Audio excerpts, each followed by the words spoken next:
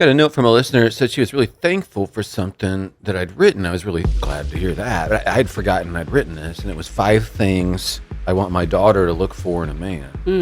And so she went back and found it. I was like, where is that? What did I say? And I guess I wrote it before my daughter found Zach. Yeah. And he's awesome. But I went back to find it. She said it was really helpful that her daughter took it to heart. Like, oh, that's why this guy, But anyway, I thought we could review some of those. Yeah. One of them I wrote, he practices self-denial. This could be true whether it's your daughter or you. Let's say you're a single woman. Like, just let me be your big brother or something for now. Look for a guy who practices self-denial. I said this can be shown in many ways. He can successfully work a job he doesn't like, but he can still do it, do it well. He shows discipline with his money. Or how about this? He listens to people even when they're not talking about something he enjoys. Yeah. So I would observe that. These are just little markers, but they mean a lot more than maybe just not something you just slough off. Like he practices self-denial. He knows how to do it. That's huge. This could apply, like if you're a single woman, you're listening to this, like maybe just let me be your big brother here for what you should look for. A couple other big ones. He doesn't respond in anger. Now, some men think anger is a mark of manliness. Quite the opposite is true. Self-control, perspective, and forgiveness are marks of strength. The anger thing is a huge red flag. Yeah. Don't just act like it's no big deal because he's cute. Yeah. Another one, he gives attention. This is a big deal.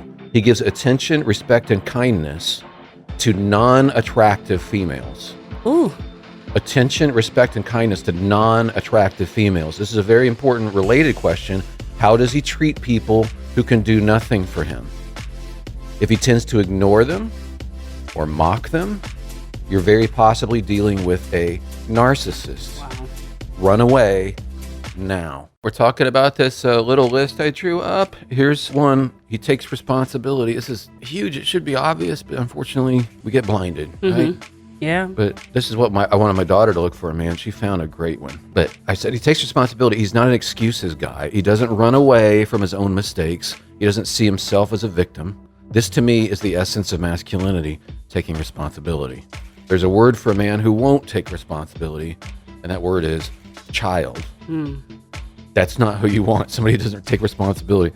This is huge. Lastly, I put his instinct is to protect, not hurt. He doesn't take advantage of you when you're weak. And when he encounters the vulnerable, he doesn't make fun of them. He defends and befriends them even when no one's looking. By the way, I added as an addendum, if a man seems church impressive, I put that in quotes, check for this stuff. Because being on stage and leading worship or talking a great Christian game or being admired in public or leading a ministry, it's all neat, but it has nothing to do with being a great husband. You can get props for all that stuff. It can be an ego thing. It can. And it doesn't mean you have these qualities. No, not at all. It's just like, it looks good, but that's very tricky because you think, oh, okay, he's got this passion. No. Watch for this stuff in person. How he's treating people who can't do anything for him, how he takes responsibility. That's what we're talking about.